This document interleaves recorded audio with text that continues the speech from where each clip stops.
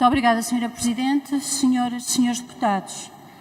Língua mirandesa é um nome que designa um conjunto de variedades linguísticas seculares faladas na terra de Miranda. A sua origem remonta ao século IX. Manteve-se viva até aos nossos dias, estimando-se que atualmente existam cerca de 3.000 falantes. A língua é um pilar identitário de uma comunidade, a expressão única de uma cultura, de um modo de ser e estar, onde a memória se imortaliza e prolonga em cada novo presente.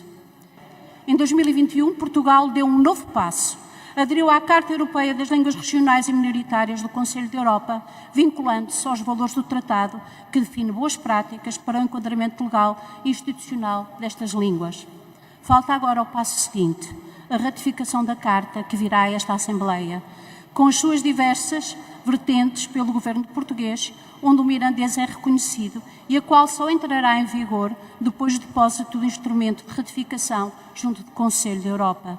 Assim, tendo em conta o percurso já feito, os passos dados pelo Governo de Portugal e pelas entidades municipais e associativas da terra de Miranda, importa que a Carta Europeia das Línguas Regionais seja ratificada por Portugal, empoderando o país e as terras de Miranda com um instrumento crucial para a concretização de políticas públicas necessárias à proteção e promoção de um património nacional único para as gerações futuras e para a humanidade.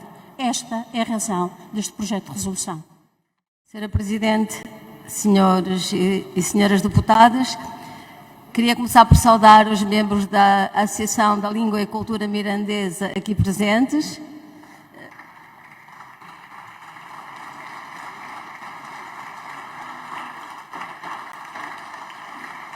E dizer que este ainda não é o dia da ratificação, mas é o dia que esperamos que seja muito breve.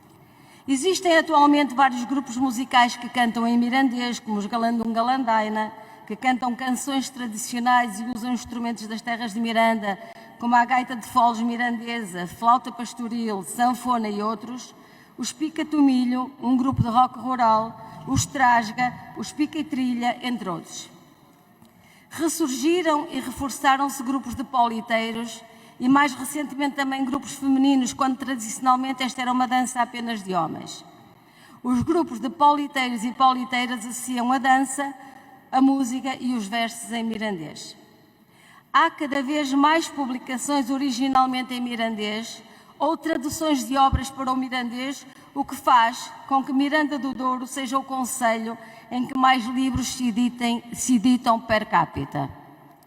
Debatemos hoje aqui dois projetos de resolução cujo objeto merece a nossa total consideração e compromisso na defesa e preservação da língua mirandesa. A língua e a cultura mirandesas constituem os pilares do património material e, essencialmente, imaterial do Planalto Mirandês. A Câmara Municipal de Miranda do Douro, a par da Associação da Língua e Cultura Mirandesa, desenvolveram uma lista de compromissos a cumprir decorrentes da adesão de Portugal a esta Carta. Era suposto que a assinatura da Carta Europeia de Línguas Regionais ou Minoritárias viesse colmatar algumas lacunas, designadamente o renascimento do uso da mesma, criando em Portugal a base legal para o enquadramento desta língua em diferentes domínios da administração do Estado, como tribunais, escolas, repartições de finanças, administração local ou em publicações na imprensa. Da nossa diferença e da oportunidade de valorização deste território de baixa densidade.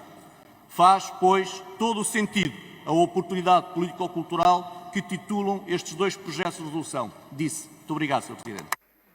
E é por isso que os fundamentos da Carta Europeia das Línguas Regionais ou Minoritárias têm de ser profundamente revistos.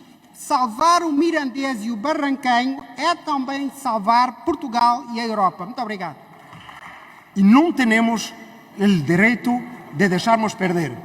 Tenemos la obligación de respetarlo. Ahora, la Asociación de Lengua y Cultura Mirandesa tem vivido con 20.000 ouricos por año. Están aquí hoy. La Llibre y el meu partido consiguió aprobar la dotación de 100.000 euros para un instituto de resguardo de la lengua mirandesa y nada fue feito.